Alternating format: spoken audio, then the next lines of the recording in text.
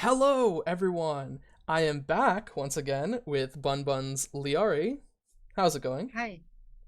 Good. I'm good. How are you? I'm doing great. We are coming into Launchpad 2, right? Just a few days out. And we already ran through this for Launchpad 1, right? Predictions for what teams would make it out and all that fun jazz. So I I think think we I can was kind pretty of, wrong. maybe a little bit, but it's fine. Hey, you have your redemption arc now. Now, Yeah. let's see which teams do you think will actually make it through this Launchpad? Yeah. There's okay, so few returning faces, a few new teams. Obviously, a couple teams that were expected to make it didn't make it from Launchpad 1. Some teams that I'm specifically looking out for, like return to form with like Leo Leon, Moffin Cully, and Hook Resets is an insane team. They're more of a lock to make it than the Forgot team was last Launchpad, in my opinion. And then Quest Esports, even though they have Vega in for Wallaby in this weekend, I think that team is still pretty likely to make it. It would be a pretty big upset if they didn't. Additionally, I was originally gonna put the Drew Danger team because Drew Danger, but I think now they're not really looking like a favorite to me. Instead, I'm putting some teams up like Lions Eat Bears. I think last time they were pretty newly formed. Their game went to, as far as I'm aware, set 5.5, and they could have easily qualified. I'm still keeping them as a likely team. And then additionally, I think Cyberswipe, now that Assertive is there, is really strong. Has some like more unique picks and also just like a good team spirit, which I think pays off really well in these kinds of situations. And Hat Munch, they were another team that went to set 5.5, and now they arguably have an upgrade in the brawler position with Jules XL over Mudflap.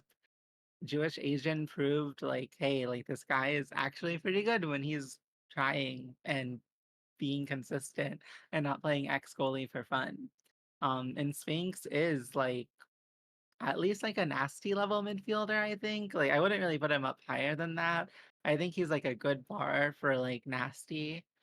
Um, and then finally, this last team to make it is like a really hard one for me. There's a number of teams that I could see making it with Flash, Eternal Sovereigns, the Striker Kai team, Alpha Romeo, whatever, whatever. Um, and a few more dark or horse teams, I would say at this point. Like I'll talk about those later. But anyways, the last team I think that's gonna make it is Polar Vortex. Um, I'm still a big fan of them. I really like I think or A. I think he's a hard worker and named Chaotic is really impressive in clutch situations. And I was not happy with Elo Torres's eject button Asher, but that is a really easy thing to fix by not taking eject button Asher. Oh, Uh, yeah. yeah. So hopefully rooting for that team to get it through. Yeah, I mean, I hope so too. But we can kind of take a little bit of a foray away from the teams, right? Go to the players now. And let's kind of talk about this, right? Are there any players you think that are stand out and should be watched specifically? Yeah, I mean, I think Leo Leon, obviously, like there's a few easy ones I'm just gonna go over really quickly. Leo Leon, Zoro. Um, yeah, those are like the two big, like easy ones to point out. I think Hamster Quest and Hook are like more like the under like the hero, the silent heroes. While Leo and Zoro are very much the opposite. Meanwhile, there's a few other folks who I think are more under the radar who, like, if their team makes it, I think it's going to be a lot because of their performances. Like, on Whiplash, there's Tempo Melon, who's coming in to replace Hungry Boy this time. She's not a main role midfielder, but has played it a lot. I more of a brawler main, ended up on midfield during the off season, and I think like when she's feeling herself and is confident, she can perform really well. And this team, I mentioned this last time, but Alalira and Coin, I think they can make it for sure and like compete even into a NASA level. Um, but I think like the team lives or dies by how Temple Melon plays on the day more than anything else. And then additionally, there's color craze. Like on E-Daters. E-Daters underperformed a lot. They have Vixie this time, who is on paper a downgrade from Vladalina, and I think the only way this team makes it is if Color Craze pops off, which I still think he can. They had a really unfortunate run last time, but I'm a believer. And then Biome is a more interesting pick, I think. He's on a team with Mexicasual and Rennequaid. I think this team did not compete in the previous Launchpad. Correct. Um, yeah, Mexicasual is the goalie who got kicked from not Quest, sorry, Lions Eat Bears. Lions Eat Bears, yeah. And the other two players, I guess, just didn't have a team. I think Buum is a pretty good player on the characters he plays, which I think is like Kai Forward and Rasmus. Unless I'm thinking of someone else. No, that sounds about right. Yeah, and Ren and Quaid, solid rune player, solid Zentaro. They kind of have like I think their character pools, even though they're both small, both of the forwards have characters that complement each other, at least in some ways, and can pick around each other. And if that team pops off and like makes it somehow, I think it would be on Biome.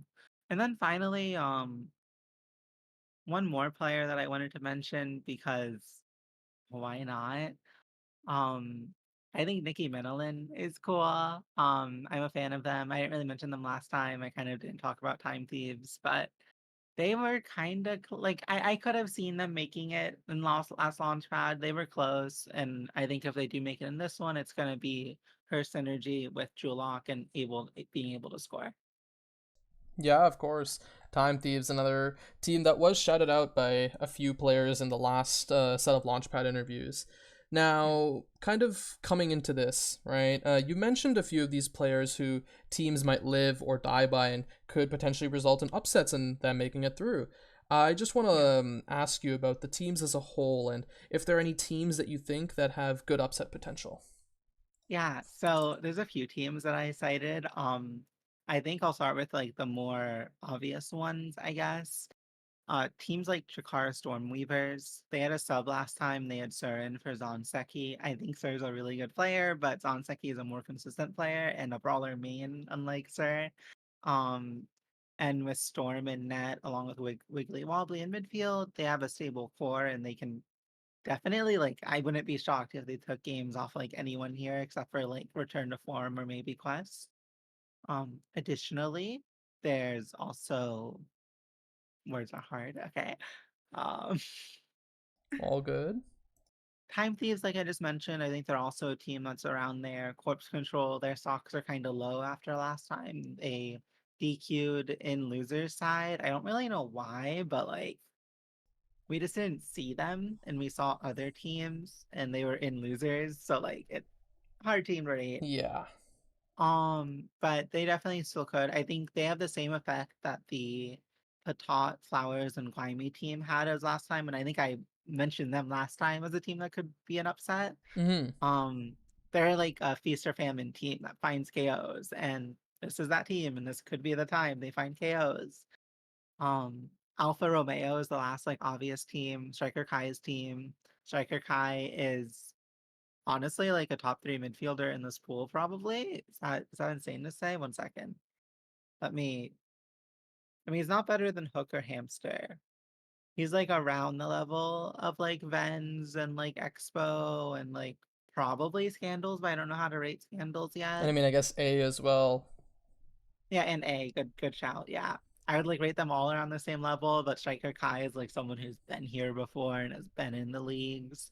Vens has two, but I think he has a different role on this team than he usually does. Whereas any team Striker Kai is on, he will be being Striker Kai. So I think that team, like, they're probably gonna have a fairly defined identity. They'll have talked about the game. I know Striker Kai is like passionate and has opinions, and I know Orion Calypso and Spring Rolls are grinders who play the game. So excited to see how that team does. And finally, there's one other team. Yeah, the Nobodies. With Roxas, Lucet, Luke, I don't know how to pronounce I their don't either, I'm midfielder's gonna be name. honest. Um, and Wipeout Ninja. I think like this team is interesting. I don't know too much about these players, but I know like Roxas has coaching from Snake. I know this team like plays the game. They try. Um, they could definitely make it. or like have some upsets at least. I don't know. Like they're like one of the super dark horse teams. Like the guy that gets like last time, the guy that gets team that like somehow made it. I think they were a huge Yeah. upset. Like this team would be like that level of upset. Or like also like the team that beat Eaters last time, actually, the Chikara, or sorry, Clarion's Lemonade stand with like Mm. furry femboy. I had to find a way to shoehorn saying furry femboy into this interview. Oh yeah. They could make it, I think, maybe. Their first game ever as a team was playing against Eaters. Fun lore drop. So maybe their like fourth game ever, they do a little better. Who knows? Hey, Anyways, C30 lore, right? It's yeah, possible. it is. It is. But yeah, no, I mean, a lot of great teams that I'd be interested to see if they can upset as well. But we can kind of take a little bit of a step away from the teams. Let's go over to the meta, right? We Yeah. spent some time talking about this even last week, but I just kind of want to see, if anything's changed at all or just how things are. And I guess I'll just start that with what do you think is probably like a pick ban, right, for the current meta? Yeah, so none of my opinions have changed. I've scrimmed this patch more since my last interview. I've watched this patch. I think like Aimee is maybe like slightly stronger than I said she was last time. I'm not sure if I talked about Aimee much. I think I said now was the strongest midfielder. It could be Aimee. Besides that, like Mako Atlas, Aimee goalie, all those goalies are still really good. Brawlers, Asher X. Asher is like must pick, must ban. Zintaro exists. He's there sometimes. Rasmus is there sometimes. The meta feels pretty defined. There's a few teams that like pick off meta stuff that will be fun to talk about when we get to that. But besides that, yeah, it's like the exact same. Next patch looks interesting. Yeah, I'm excited to see how this next patch drops, but hey, that's not dropping yet before this Launchpad. At least I don't think so, unless, we get spooked by Odyssey Interactive, which I hope not. That would be crazy. But anyway, this kind of takes me over to off meta, right? Any off meta Yeah. picks you're interested for players to play here? Yeah, there's okay, so I mentioned this last week and I need to mention it again because now we're actually gonna see it. Expo Chan's Rune. Really excited to see that. Orion Calypso's Rune goalie, both of the Rune players here now. Um, I think that's like the main Rune players. Rennie Let me and Taco. and I keep forgetting Rune. Yes, Taco I forgot last time. Rene Quaid was not here last time, so I did not forget him last time. Okay. But they also exist. There's a number of Rune players in this Launchpad. I wonder how many of them qualify. Um, that'll be fun to watch. Besides that, are there like Muffin Cubby is Kazan goalie? Always fun. Whatever picks he's playing on this patch, I don't know.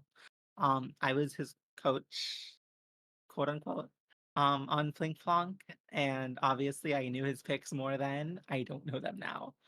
Um, besides that, Jules XL is a Kazan player, so is named Chaotic. Kazan's not super meta right now, but like, and Zoe the Witch is a Kazan player. This is also the launchpad of Kazan players, actually. So seeing which one of them actually ends up making it into liftoff land or liftoff, and if any of them use the Kazan will be really interesting. Um, and yeah, I think that's like everything. Like Kai is meta right now, so I can't say Striker Kai. Yeah. Um, Woe Chills, they're all off meta. So yeah, that's a good one to end on. Yeah, I'd say so. There's a lot of fun off meta picks, like, the Rune, the Kazan, both gonna be fun to see how they Octave perform here. Brawler. Oh, for Okay, Woe I don't know about Chills. that one, but Woe Chills could pick it. that's what I'm saying. I don't know if I want to see it, but Uh, that's true. it's all good. We don't have to worry about it until it actually happens. But I kind of want to bring this back to you once more. If there are any messages you have once again for the Launchpad 2 teams. Yeah. Last time I focused on like that like spiel about how like stuff happens and it's important to have fun and all that like happy stuff. So this time, what I'll focus on is. Wait. I think almost have a good answer. It's on like the tip of my tongue. It's like almost there. I promise. Okay. Um, yeah, I think it's just really important, like, to go into games understanding like what you need to do, right? Whenever I play in Nassau, whenever I play in playoffs or like not so much in weeklies, I'll usually before a game like go into it and tell myself like, hey, especially now that there's a new draft system, and you have more time before you get into the actual game, I tell myself like, watch out for these things. Make sure to play around this. Make sure to like play this interaction in this way that you know how to play. Um, there's a lot of useful information you can get out of from thinking about the game before it starts. And obviously, like there's also like pre-game rituals or whatever that you might do if you get nervous. I do them.